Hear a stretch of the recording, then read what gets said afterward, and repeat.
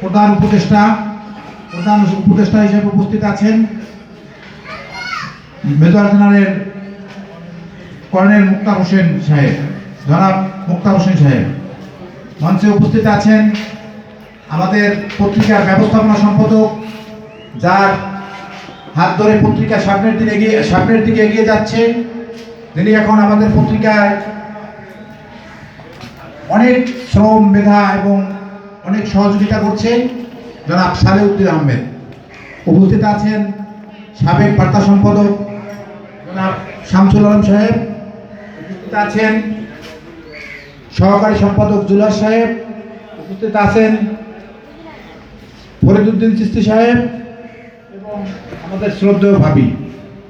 উপস্থিত আছেন সামনের সারিতে অনেক সম্পাদকবৃন্দ, বরিশাল থেকে আগত বাকেরগঞ্জ রিপোর্টার্স ইউনিটির সভাপতি দানিসুর রহমান লিমন সহ আমার চাচা জনাব জসিমউদ্দিন সাহেব সম্পাদক।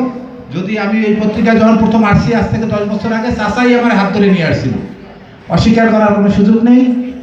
হ্যাঁ, উপস্থিত আছেন আরও অনেক গণ্যমান্য ব্যক্তি, সবার নাম বলা সম্ভব না, কিন্তু আজকে তো বক্তৃতা দেওয়ার সময় না, আজকে আনন্দ করার সময়।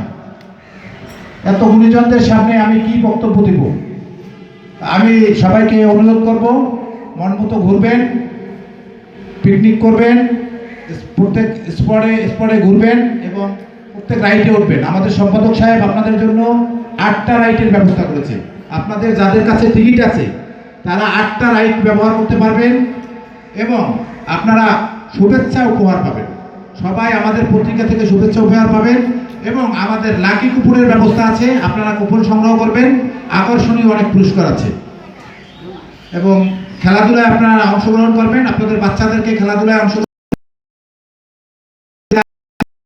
বোনেরা আছেন, সবাই চেয়ার চিটিং খেলা খেলতে পারবেন। আরও অন্যান্য খেলা আছে, সবাই যোগাযোগ করবেন, সবাই খেলবেন এবং আনন্দ করবেন। বছরে একদিন আনন্দ করবেন, আজকে সারাদিন। অতএব আমি আমার ঢাকা থেকে প্রকাশিত জাতীয় সমস্ত রিপোর্টার এবং আমন্ত্রিত অতিথি, উপদেষ্টা মণ্ডলী সবাইকে ধন্যবাদ জানিয়ে আমি আমার সংক্ষিপ্ত আলোচনা শেষ করছি। আল্লাহ হাফেজ।